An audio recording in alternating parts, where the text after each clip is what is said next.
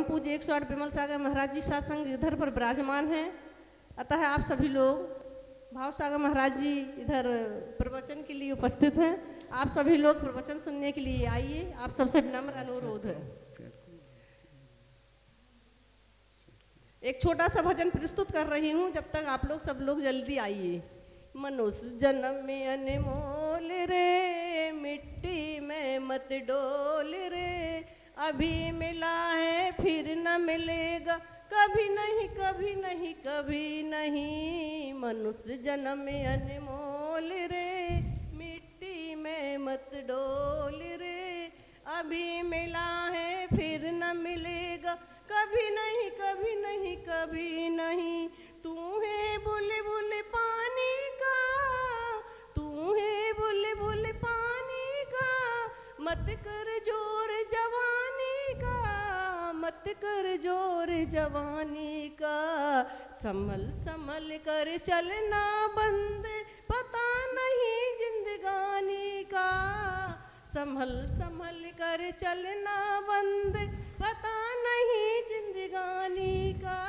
मनुष्य जन्म में अनमोल रे, मिट्टी में मत डोल रे, अभी मिला है फिर न मिलेगा, कभी नहीं कभी नहीं कभी नहीं। मीठी बाणी बोल रे, मीठी बाणी बोल रे, हिल मिल के तू डोल रे, हिल मिल के तू डोल रे, अब जो मिला है फिर न मिलेगा, कभी नहीं कभी नहीं कभी नहीं। अब जो मिला है फिर न मिलेगा, कभी नहीं कभी नहीं कभी नहीं। मनुष्य जन्म में अनमोल रे, मिट्टी में मत डोल रे, अभी मिला है फिर न मिलेगा, कभी नहीं कभी नहीं कभी नहीं। मतलब का संसार है, इसका नहीं इतवार है। मतलब का संसार है, इसका नहीं इतवार है। सोच समझ कर चल रे भैया, सोच समझ के चल रे भैया, फूल नहीं अंगार है। सोच समझ के चल रे भैया, फूल नहीं अंगार है।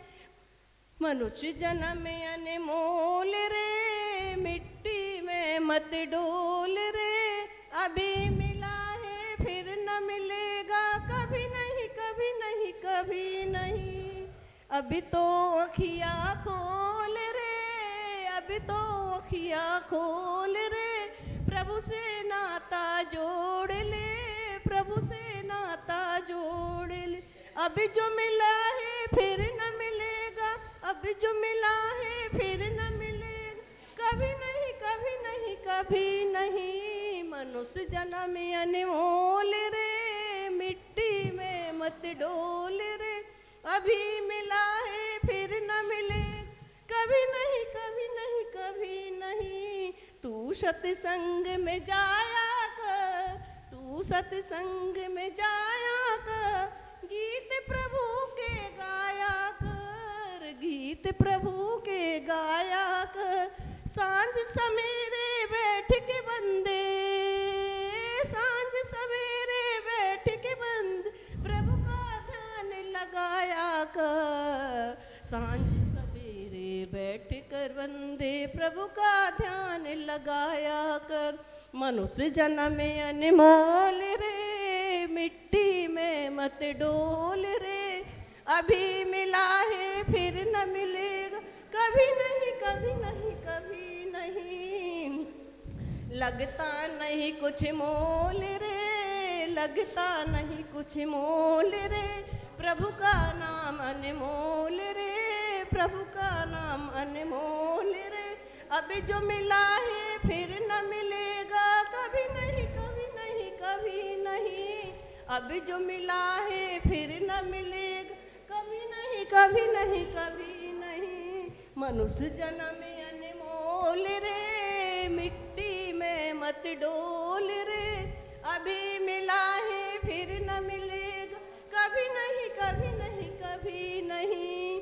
बोलो 1008 भगवान नमो लोई सब साहुणम, चलते फिरते तीर्थ हैं, हरते सब संता, हम तो बस इतना जानते आप सरीखे आप, हम तो बस इतना जानते आप सरीखे आप।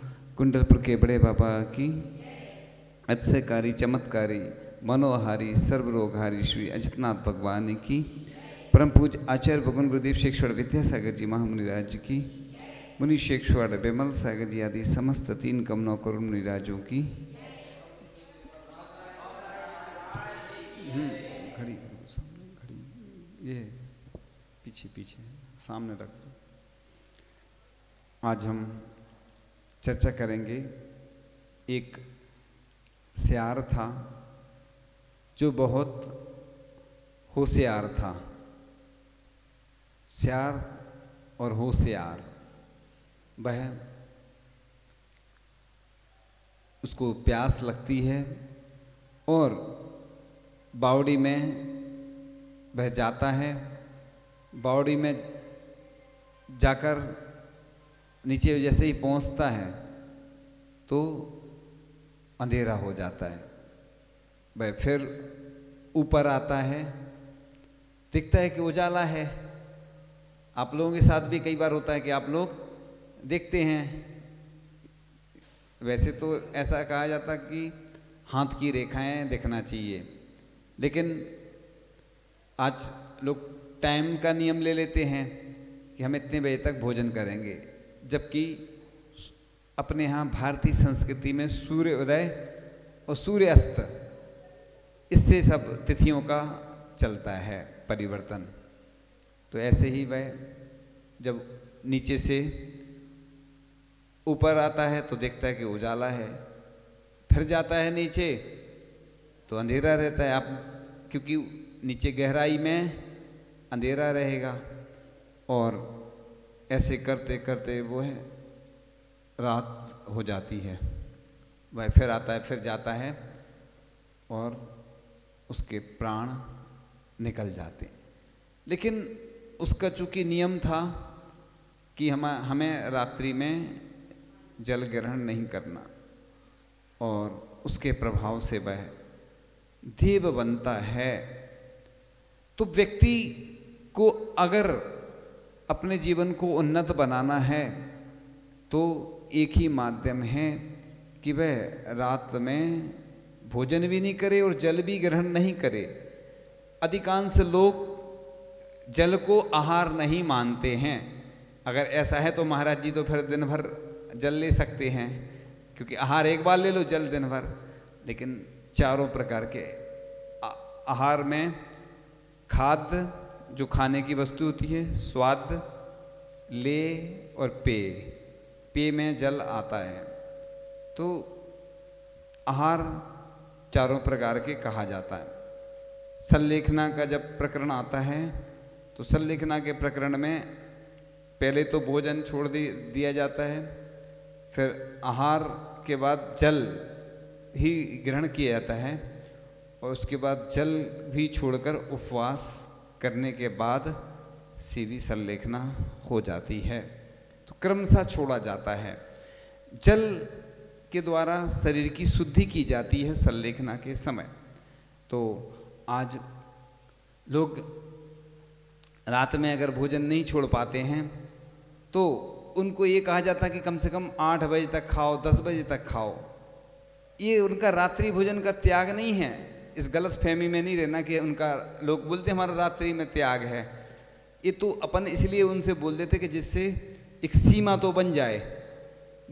जो कम से कम रात में त्याग नहीं करता था तो उसका कम से कम 10 बजे के बाद त्याग करवा दिया भैया। तो उतने इसलिए ग्रंथों में लिखा है कि जो व्यक्ति 1 साल में के लिए अगर रात्रि भोजन का त्याग करता है तो 6 महीने का उपवास का फल होता है।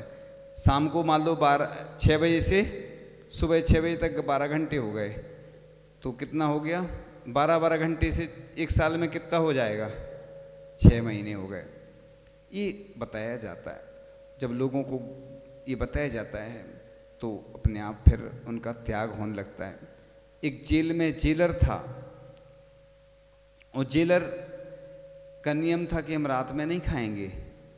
और क्या हुआ कि जो स्टाफ में और लोग थे वो जैन नहीं थे, वो कमेंट्स करने लगे, परेशान करने लगे। तो उसने वो भी बहुत जिद्दी था, वो नियम का कट्टर था बिल्कुल। उसने कहा कि मैं अपना नियम तो नहीं तोड़ूंगा, चाहे नौकरी छोड़ दूंगा। तो लोग डर गए, क्योंकि जो ईमानदार व्यक्ति होता है उससे लोग डरते हैं, क्योंकि जो गलत होता है या उसमें कुछ कमी होती है तो वो नहीं डरता, लेकिन जो ईमानदार व्यक्ति होता है वो, जब उसने ऐसा बोला तो लोग डर गए। बाद में ये प्रभाव हुआ कि उसके नियम का भी पालन होता रहा और सब लोगों ने रात्रि भोजन का त्याग कर दिया, और लोगों ने भी। तो अगर अपन अपने नियम पर अड़ग रहते हैं तो अपनी तो परीक्षा होती है, उसके साथ साथ अपने नियम की परीक्षा भी होती है, अपनी दृढ़ता की भी परीक्षा होती है। तो ऐसे ही कई दृष्टांत मिलते हैं। अभी एक फैन सांग ने लिखा है, भारत यात्रा पर आया था, बड़ी चौंकाने वाली बात लिखी है उसने कि भारत में एक ऐसी समाज है जिसकी सारी क्रियाएं सूर्योदय से प्रारंभ होती हैं और सूर्यास्त से पूर्व समाप्त हो जाती हैं। तो ये पहले जैनों के लिए गवाही देने में सबसे अग्रिम पंक्ति में रखा जाता था कि अगर जैन ने गवाही दे दी, जैन का इतना चलता था। आपने देखा होगा सरकारी जो ऑफिस का समय रहता है सुबह 10 बजे और शाम को 5 बजे, कि मतलब व्यक्ति चाहे तो 10 बजे भोजन करके जाए और शाम को वापस आ जाए। ये सबसे ज़्यादा बिगाड़ा है, अगर किसने बिगाड़ा है, विदेशी लोगों ने। ये लंच जो रखा है, नाश्ता, नाश्ता का मतलब होता है जो नाश्ता, यानी जो ना सताए, भूख को ना सताए, उसे नाश्ता बोलते। भोजन करने का जो टाइम होता है 10 बजे बहुत परफेक्ट टाइम है, जिस समय मुनि आहारचर्या को निकलते हैं। मूलाचार में स्वाध्याय करते समय जब आचार्य भगवान ने हम लोगों को स्वाध्याय करा रहे थे, बहुत अच्छी एक बात आई थी कि जब बच्चा, छोटा बच्चा भोजन कर ले, यानी थोड़ा सा कुछ भी खा ले, अच्छे से भोजन भी कर सकता है, छोटे बच्चे भूखे थोड़ी रहेंगे, उसके बाद मुनिराज आहार को निकलें। ये बहुत अच्छा प्रकरण आया था मूलाचार में। इसका अर्थ ये नहीं है, आप लोगों का अतिथि संविभाग है, आप लोग जल आदि थोड़ा बहुत कुछ ग्रहण करने के बाद आहार दे सकते हैं, लेकिन भोजन करने के बाद, चूंकि जिनकी 2 भुक्ति होती हैं, अगर महाराज दूसरी बेला में उठते हैं तो आप भोजन करके फिर आहार दूसरी बेला में दे सकते हैं। अगर दूसरी बेला में मुनिराज उठ रहे हैं, पहली बेला में आप जल आदि ग्रहण तो कर सकते हैं, दूध वगैरह लोग नहीं करते हैं तो बहुत अच्छी बात है, लेकिन बच्चों के लिए लिखा है। आप देखते कई बार बच्चे मांगते हैं, नहीं तो एक बार एक महाराज जी ने किसी को भेजा, किसी दूसरे महाराज जी को, जाओ ठंडाई चलाओ, गर्मी का समय होगा। जो व्यक्ति गया उसको चक्कर आ गया, वो गिर गया। अब महाराज जी ने कहा इसको चला दो ठंडाई। तो इसलिए लोगों की क्षमता नहीं होती, तो इसलिए उनसे कहा जाता कि भैया कुछ खा पी लो, इतनी मेहनत करना है, पहले मुनि महाराज या जो भी साधु हैं उनको आहार कराएंगे, उसके बाद फिर त्यागी व्रति को कराएंगे, फिर स्वयं करेंगे, तो 12-1 बज जाते। तो गर्मी में उनको अनुकूलता नहीं रहती। तो ये जो ब्रेकफास्ट, लंच, डिनर, ये सब भारतीय संस्कृति के हिसाब से तो गलत है। अगर देखा जाए तो व्यक्ति 10 बजे अगर भोजन कर ले, तो सरकारी जो कार्यालय हैं, प्राइवेट की बात नहीं कर रहा हूँ, आज रात में भी काम होता है, दिन में भी होता है, सरकारी में भी आजकल ऐसे ही होने लगा। लेकिन पहले जो भारतीय संस्कृति थी उसी के हिसाब से समय चलता था कि व्यक्ति रात में भोजन ही नहीं करे। लेकिन आज 24 घंटे काम होने लगा, लोगों को समस्या आने लगी, धर्म का भी पालन नहीं होता है। और जब हम गृहस्थ अवस्था में खुद जब वाहन से जाते थे शाम को, तो आंखों में छोटे छोटे मिक्कू जैसे टकराते थे। अभी भी आप देखते हैं कि जब लाइट जलती है तो कितने सारे कीड़े गिरते हैं। तो मतलब इसका अर्थ ये है कि मतलब दिन में देखो आप मक्खी मच्छर नहीं आते, एक्सेप्शन बात अलग है, अपवाद थोड़े बहुत उत्पन्न हो जाए लेकिन उतना परेशान नहीं करते। लेकिन रात्रि में अपने आप जैसे ही शाम होती है अपने आप जीव उत्पन्न हो जाते हैं। चातुर्मास में विशेष तौर से मुनि महाराज क्यों एक जगह रहते हैं, चातुर्मास एक जगह क्यों करते हैं, कारण है। पहले तो दलदल जैसे रोड रहते थे, सड़क रहती थी, अब तो वर्तमान में अच्छी बन गई, लेकिन फिर भी आप देखेंगे कि छोटे छोटे जीव जो दिखते भी नहीं आँखों से उत्पन्न होते रहते हैं, मरण को प्राप्त होते रहते हैं। हम लोग जब विहार करते हैं तो देखते हैं कि पंचेंद्रिय जीव सड़कों पर कितने सारे मेंढक, सर्प और भी जीव डले रहते हैं। इतने सारे लोग वाहन का प्रयोग करते हैं तो इतने सारे जीवों की हिंसा होती है। एक पंचेंद्रिय जीव की अगर हिंसा होती है तो एक उपवास का प्रायश्चित मिलता है। अब इतने सारे अपन जीवों की हिंसा करते, इसलिए तीर्थ यात्रा जो कर रहे हैं वो छोड़ के जो व्यापार और गृहस्थ आदि के कार्य हैं, घूमने के कार्य हैं, वो जो त्यागी वृत्ति होती है वो जाते नहीं हैं, विहार नहीं करते। क्यों नहीं करते हैं? कम से कम हम 10 दिन नहीं, चतुर्मास में तो कम से कम अपना नियम लें, अष्टानिका में, पर्युषण पर्व में, और जितना बने। तो इसलिए तो ये जो देश व्रत लेते हैं, दिग व्रत लेते हैं, क्यों लेते हैं, सीमा क्यों मानते हैं? महाराज जी भी एक जगह वाचना करते हैं ना, ज़्यादा नहीं चल रहा फ्री करते कि चाहे शीतकालीन हो, चाहे ग्रीष्मकालीन हो, चाहे चातुर्मास हो, कि विहार करना मजबूरी है। वाहन का तो प्रयोग नहीं करेंगे साधु, लेकिन जब भी चलते हैं तो देख के चलते, एरिया समिति से चलते हैं, और उसमें भी किसी जीव का घात हो जाता है तो प्रायश्चित ग्रहण करते हैं। तो रात्रि भोजन की बात चल रही थी, महिलाओं को मजबूरी में बनाना पड़ता कई बार, तो वो आती हैं और कहती हैं महाराज जी हम क्या करें, मजबूरी है हमारी। तो घर से तो भाग नहीं सकते, ना घर के लोगों से विवाद कर सकते हैं, तो उन्हें मजबूरी में बनाना पड़ता कई बार। और कई घर तो ऐसे हैं कि उनके यहाँ रात्रि भोजन ना तो होता है ना वो बनाते हैं। ऐसे परिवार देश के ही नहीं पूरी दुनिया की शान हैं, और सर्वश्रेष्ठ परिवारों में उन लोगों के लिए सम्मानित करना चाहिए ऐसे परिवारों को, कि कम से कम ऐसे घर हैं आज भी कि देखो जिनके यहाँ रात्रि भोजन कभी ना होता है ना बनता है। तो आज अपन ने चर्चा की कि रात्रि भोजन करने से क्या हानि होती है। तो एक सूर्य अस्त जैसे ही होता है, उसके बाद अपनी जैसे जब कमल खिलता है ना, सूर्य उदय होता है तो कमल खिल जाता है, और सूर्य अस्त होता है तो कमल बंद हो जाता है। इसी प्रकार से हमारे शरीर में भी ऐसे ही होता है। जो रात में भोजन करते हैं उनका डाइजेशन नहीं हो पाता है तो वो सड़ता रहता है आमाशय में, उसकी पाचन क्रिया व्यवस्थित नहीं होती है।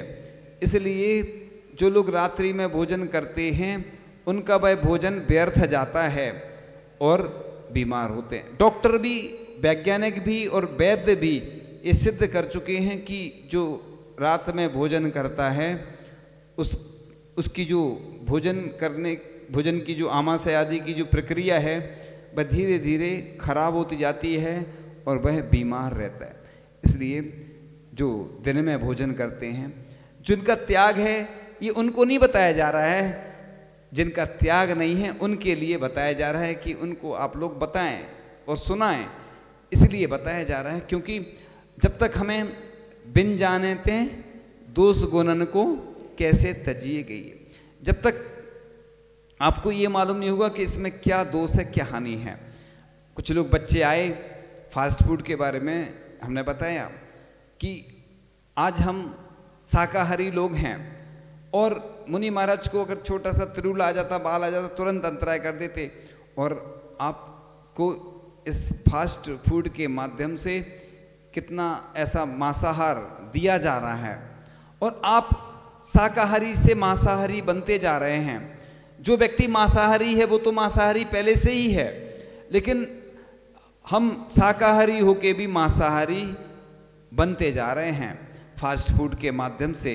तो fast food, fast life, fast death, यानी कि फास्ट सब कुछ होने लगा है। ये जिंदगी ऐसे ही फास्ट बनती जा रही है। आज जमाना उसी का है। लोग आज देखो यात्रा करने आते हैं, चले जाते हैं, फिर दूसरे तीर्थ पर पहुंच जाते, वहाँ से भी चले जाते, मतलब व्यस्त जिंदगी हो गई है। पहले के लोग शाम के बाद दिया जलाते थे और स्वाध्याय आदि करके, आरती आदि करके और दम बंद करके सो जाते थे, सुबह जल्दी उठ जाते थे। और आज लोग देर तक, चूँकि लाइट है, सुविधा है, सो बस देर तक जागते रहते हैं। और हम जबलपुर में थे और जबलपुर में एक पुस्तक की दुकान थी, सामने ही बोर्डिंग की बात थी जबलपुर में। आचार्य भगवान के साथ जब थे तो हम लोग 3 बजे लगभग उठ ही जाते हैं, तो उठे, एक दुकान बंद हो रही थी उस समय। हमने कहा देखो ये है ज़िंदगी शहरों की, कि जिस समय हम लोग उठते हैं उस समय ये अभी दुकान बंद करके जा रहा है, अब क्या करेंगे, सोएंगे, भोजन आदि करेंगे पहले। तो स्थिति ये है कि मतलब जिस समय हम लोग, आप लोग जब पढ़ते ना वो स्तुति, हो अर्ध निशा का सन्नाटा, बन में बनचारी चरते हो, मतलब सुबह का काल, ब्रह्म मुहूर्त का काल इतना अच्छा होता है। यहाँ पर जब मोर की ध्वनि सुनते हैं प्रातः काल की बेला में, तो हृदय प्रफुल्लित गदगद हो जाता है, बिल्कुल शांत वातावरण रहता है, कोई शोरगुल नहीं। और दिन में तो कहीं ट्रेनों की आवाज़, वाहनों की आवाज़, कहीं बाजार में रहते हैं तो बाजार की आवाज़, कितनी सारी आवाज़ें एक साथ आती रहती हैं। और जब शांत वातावरण रहता है, साधु संत उसी में अपनी आत्मा में लीन होकर आनंदित और प्रफुल्लित होते हैं। तो रात्रि का काल जो होता है, अंधकार, उसमें अधिकांश लोग पाप के ही कार्य करते हैं। इसलिए पुण्यशाली लोग होते हैं, धर्मात्मा लोग होते हैं कि जो शाम के बाद कुछ भी ग्रहण नहीं करते। इसलिए जो भी पिच्ची आदि ग्रहण करते हैं, लेते हैं पुरानी, या और भी जो ऐसे व्रती होते हैं, और भी जो अच्छे सात्विक व्यक्ति होते हैं, तो वो रात में जल ग्रहण नहीं करते, या 8 बजे तक 9 बजे तक इतना ही जल ग्रहण करके धीरे धीरे वो साधना करके वो भी छोड़ने का प्रयास करते हैं। इसलिए अगर जिनको जल का नियम जब भी लें, जल का त्याग करने का, तो चातुर्मास में ये अभ्यास करना चाहिए। ग्रीष्मकालीन में अभ्यास कभी नहीं करना चाहिए, ग्रीष्मकालीन में प्यास ज़्यादा लगती है। तो कई लोग भोजन करने के बाद आधा पौन घंटे जो भी रहता है उस समय जल ग्रहण करके और त्याग कर देते। ये प्रक्रिया बताई गई है क्योंकि भगवती आराधना ग्रंथ का स्वाध्याय चल रहा है, उसमें संलेखना का प्रकरण चल रहा है। उस संलेखना का काल सबसे अच्छा चातुर्मास में बताया है, क्योंकि चातुर्मास में जठराग्नि मंद हो जाती है। जठराग्नि मंद होने से भूख आदि की वेदना नहीं होती है, ज़्यादा प्यास की भी वेदना नहीं होती है। क्योंकि ये जो 4 महीने होते हैं, इसमें भी पर्युषण जब आया ना, भद्र मास, उसको भाद्र मास का है, यानी सब महीनों का राजा का है। और एक क्वार मास चल रहा है जैसे, तो आचार्य श्री कहते थे क्वार मास के 2 पखवाड़े, जतन जतन से काटो प्यारे।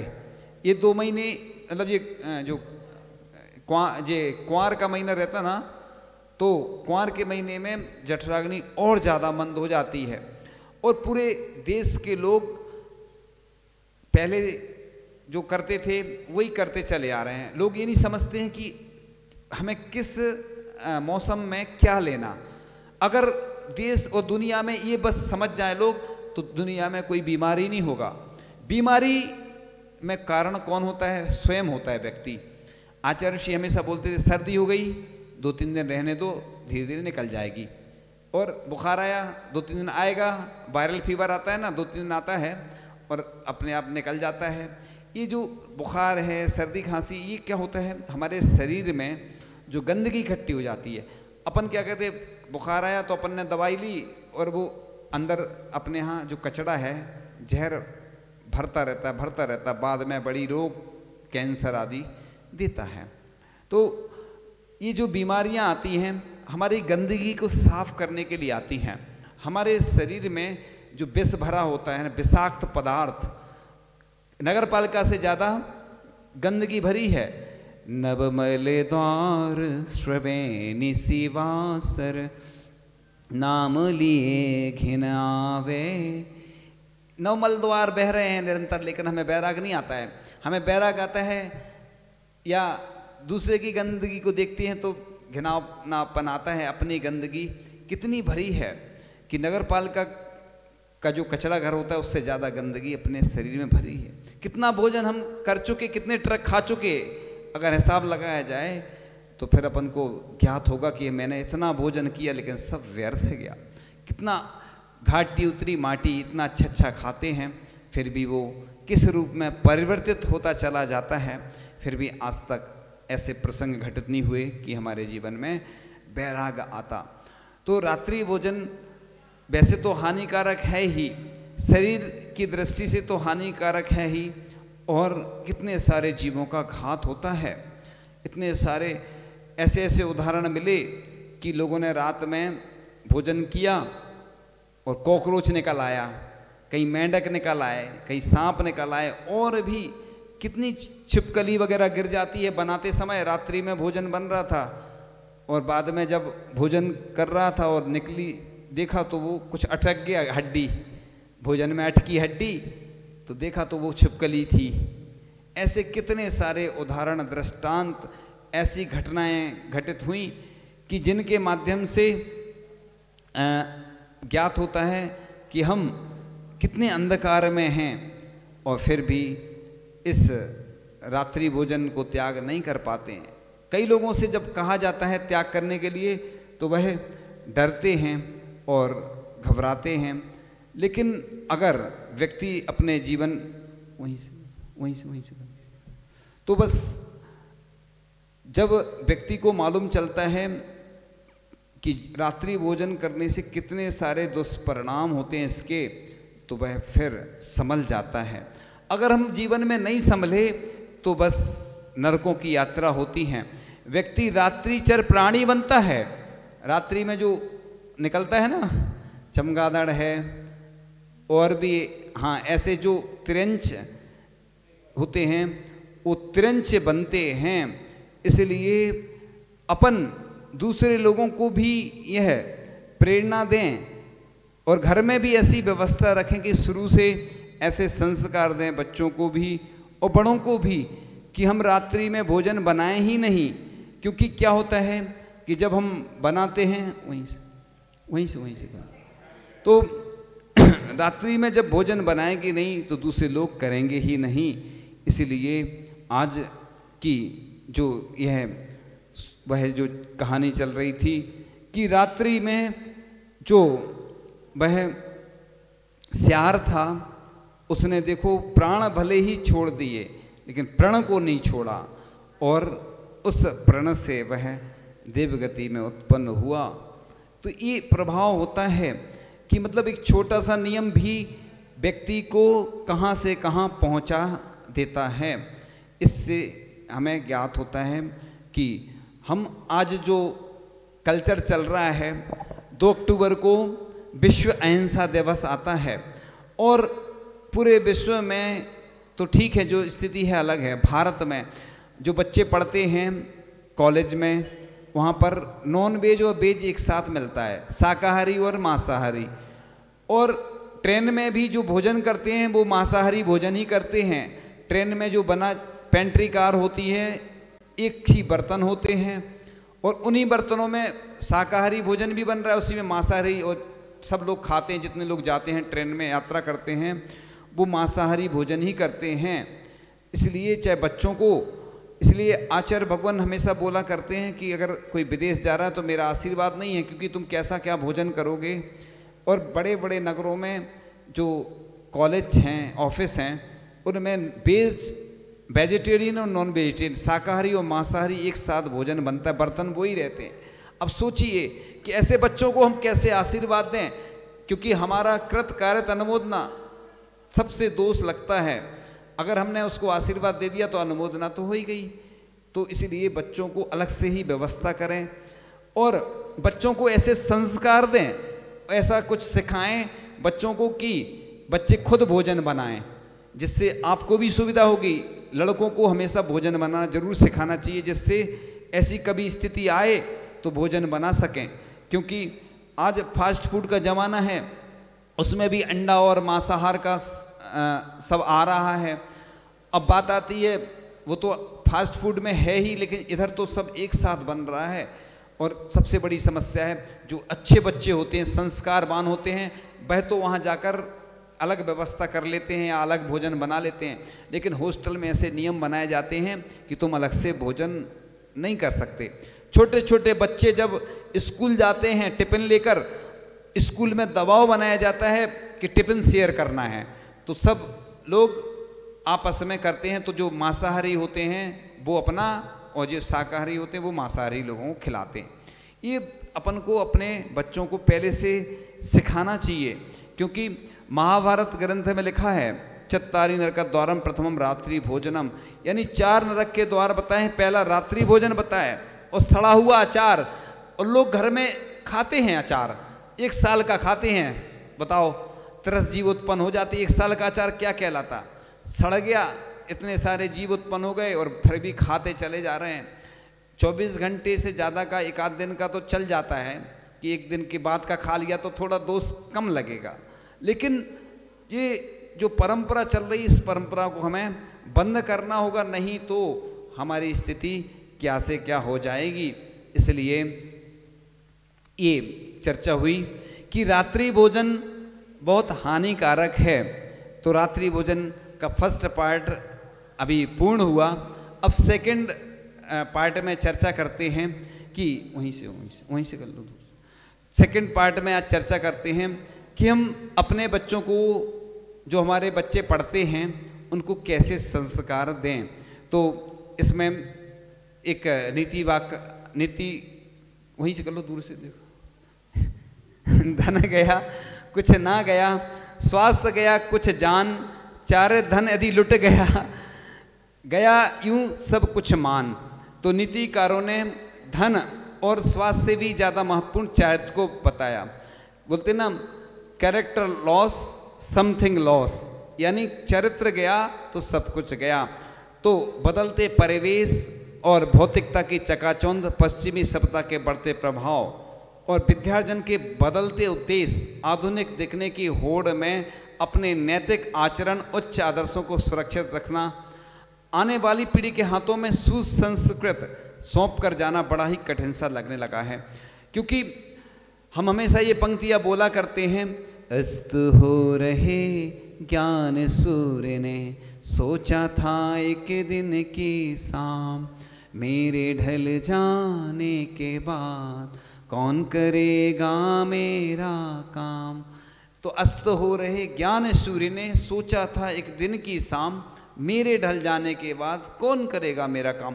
पूज्य आचार्य श्री ज्ञान सागर जी महाराज ऐसी अवस्था में थे, वृद्ध अवस्था थी उनकी और अंतिम समय चल रहा था।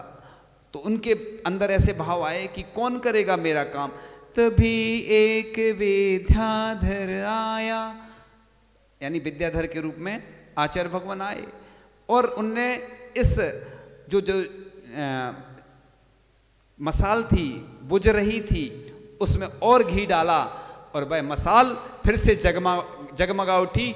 और आचार्य भगवान ने फिर से युवावस्था में मुनि दीक्षा लेकर हम जैसे अनेक युवाओं को दीक्षा दी, और वह मसाल फिर से जागृत होकर आज भी, वहीं से कर लो, वहीं से दूर से करो, इधर कुछ लगा दो बेंच। तो एक मसाल फिर से वह जगमगा उठी, और आचार्य भगवान के अंदर एक चिंता हुई कि कैसे इस देश को हमें अपने जैनत्व के संस्कारों से ओतप्रोत करना है, जागृत करना है। तो उन्होंने आज इतने सारे बाल ब्रह्मचारी जितने शिष्य तैयार किए, मुनि आरिका, एलक छुल्लक और त्यागी वृत्तियों को संस्कारित करके फिर से पुनर्जागृत किया।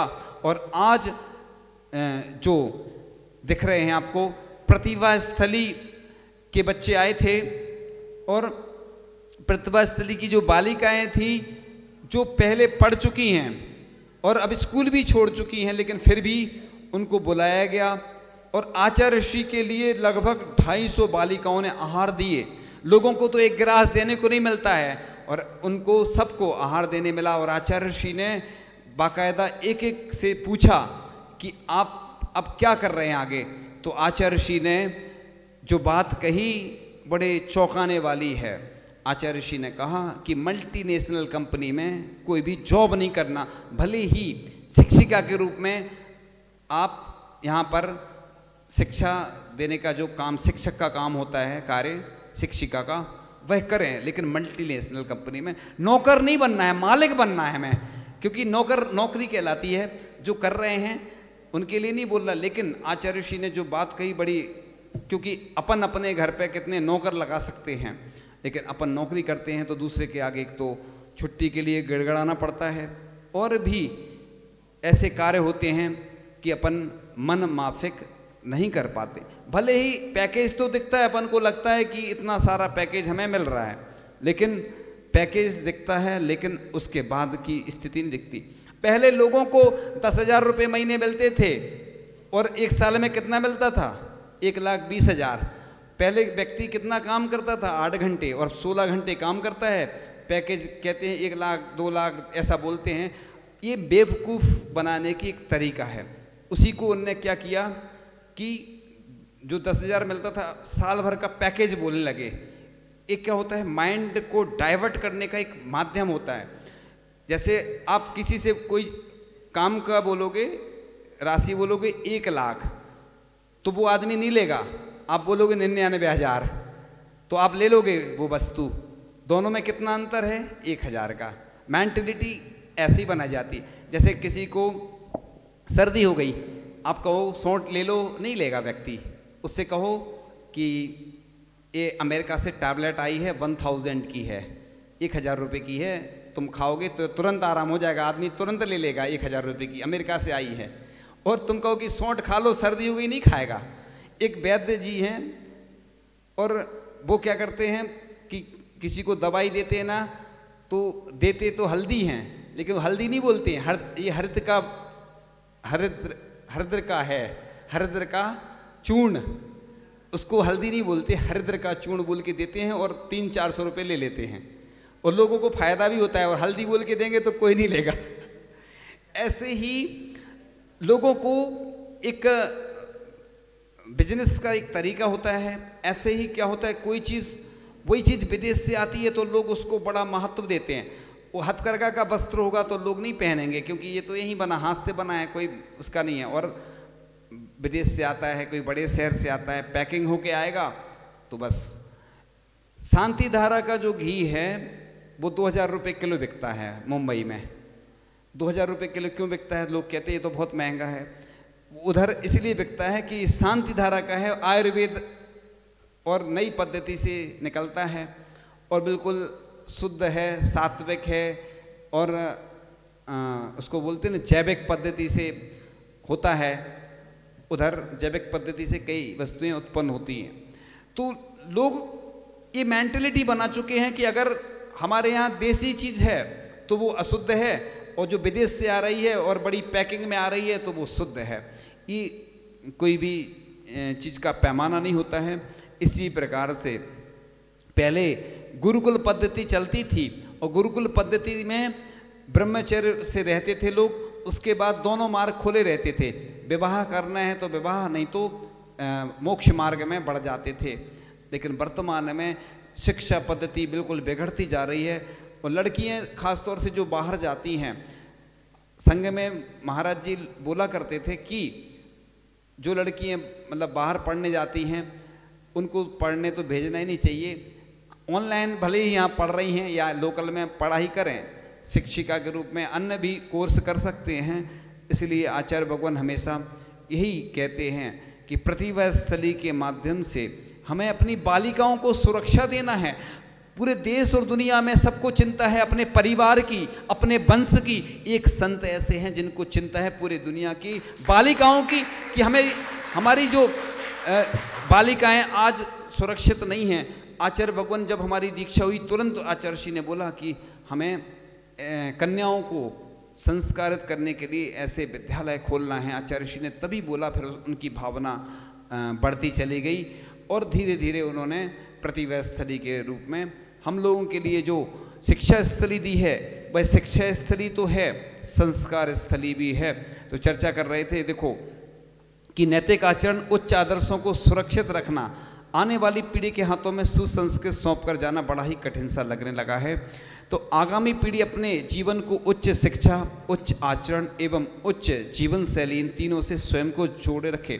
साधु संत ना सही, कई लोगों की धारणा थी कि जो बालिकाएं पढ़ रही हैं उनको माताजी बना देंगे, तो कई लोग एडमिशन नहीं ले रहे थे बच्चे, या जो अभिभावक थे वो एडमिशन नहीं करवा रहे थे। जब मालूम चला फिर कि ऐसा कोई उद्देश्य नहीं है, और ये तो बड़ा गौरव है कि अगर जो स्कूल में प्रतिभा स्थली में जो बच्चे पढ़ें और आरिका बन जाएं या त्यागीवृत्ति बन जाए तो बड़े गौरव की बात है, लेकिन ऐसा कोई उद्देश्य नहीं था। आचार्य श्री का ये उद्देश्य था कि जो खुद पढ़े लिखे नहीं रहते, जो खुद संस्कारवान नहीं है, पढ़े लिखे तो होते हैं, जो शिक्षक वो खुद संस्कार नहीं दे सकते हैं, जो एक प्रतिमाधारी होती है बहन जो शिक्षिका के रूप में, वह जो संस्कार दे सकती है।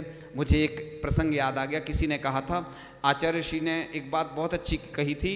जब हम लोग ब्रह्मचारी थे तो ये बात हमने इनडायरेक्ट सुनी थी कि आचार्य श्री ने कहा कि इन लोगों को हम चाहें तो किसी पंडित के द्वारा शिक्षा दिलवा सकते हैं, लेकिन हमें इन लोगों को शिक्षा ही नहीं दिलाना है, ऐसे संस्कार दिलाना है कि जिससे ये मुनि बन सकें। तो हम लोगों को ब्रह्मचारी अवस्था में पूज्य मुनि श्री समय सागर जी महाराज ने पढ़ाया। उसका ही परिणाम रहा कि धीरे धीरे हम लोग सब पढ़ते चले गए और फिर दीक्षा हम लोगों की हो गई। तो हम लोग घर पे भी जाते थे, संग में भी रहते थे, फिर आते थे, फिर जाते थे।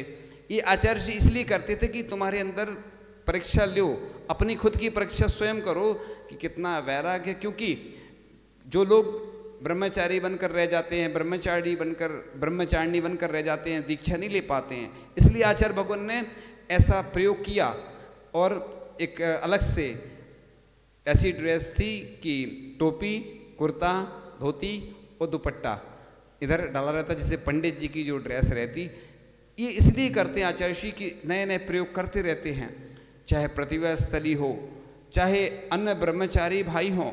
यानी उनको चिंता है कि खुद चल नहीं पा रहे थे, लेकिन दूसरों के लिए, आरोग्य वर्धन के लिए, स्वास्थ्य के लिए पूर्ण आयु तक उनने कदम बढ़ा ही लिए कि हिम्मत नहीं थी, पैरों में कहाँ दम था, पहाड़ों ने, इरादों ने पहाड़ चढ़ाए।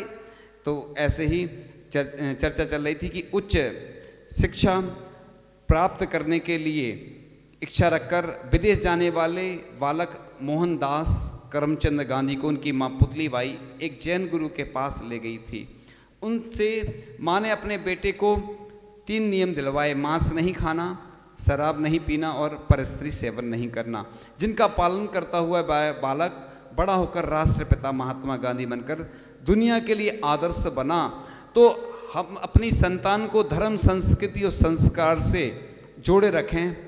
इस हेतु अपने बेटे बेटियों को गुरुओं के द्वारा कुछ नियम अवश्य दिलाना चाहिए कि जिस कुल परंपरा में हमने जन्म लिया है उसे छोड़कर अन्य कुल में विवाह संबंध आदि नहीं करेंगे, और माता पिता के सम्मान को ठेस पहुँचे ऐसे कार्य नहीं करेंगे।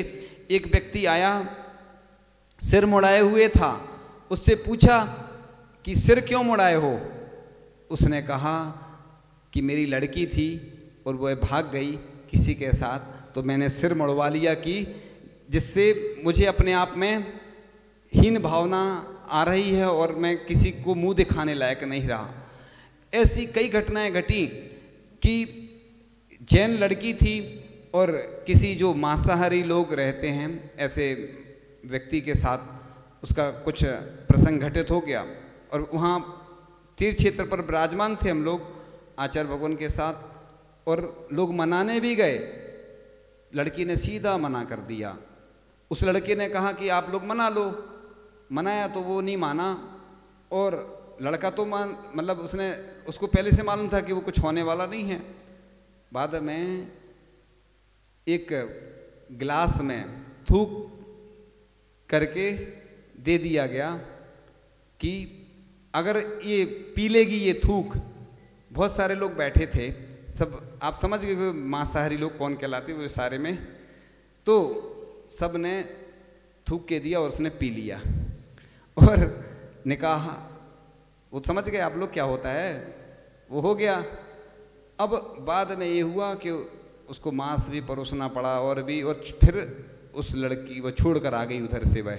अब उसकी ज़िंदगी बर्बाद हो गई, ना चैन रही ना, ऐसी स्थितियां हैं। एक घटना और घटी थी, एक लड़की थी, उसका प्रेम प्रसंग चल रहा था, तो जो पुलिस इंस्पेक्टर था वह चूंकि समझ गया उस पूरे प्रसंग को, उसने उस लड़की से कहा कि तुम्हारी जब शादी होगी तो तुम्हें भोजन तो बनाना पड़ेगा, थोड़ा सा अंदर जाके भोजन बना के दिखाओ। तो अंदर जब वो लड़की जाती है तो एकदम से उसकी आंखें बंद हो जाती हैं, क्योंकि उस पर मांस रखा था, क्योंकि उसने इसलिए ऐसा किया कि जिससे उसको घृणा हो जाएगी, तो अपने आप फिर वो लड़की समझ गई और उसने फिर कैंसिल कर दिया। ऐसी पूरे देश भर में कई घटनाएं घटित हो रही हैं और आज हम फिर भी नहीं चेत रहे हैं।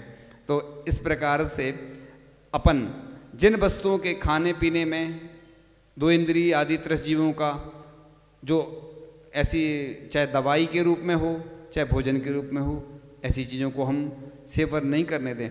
और जिनके सेवन से कुछ समय के लिए बेहोशी आती हो, अज्ञानी की भाषा में आनंद किंतु मदहोशी आती हो, ऐसी शराब, ये युवाओं में चाहे बड़े शहर हों चाहे छोटे शहर हों, और हम सिर्फ जो यहाँ व्यक्ति बैठे हैं उनके लिए नहीं बता रहे, पूरे देश और दुनिया के लोग जब सुनते हैं उनके लिए, सबके लिए बता रहे हैं कि आज जैन समाज के लड़के रात में जाते हैं 11-12 बजे आते हैं, और त्योहारों पे भी चाहे न्यू ईयर हो चाहे होली हो, नशे करते हैं, नशा, और दोस्तों के साथ जाते हैं और ड्रिंक करते हैं।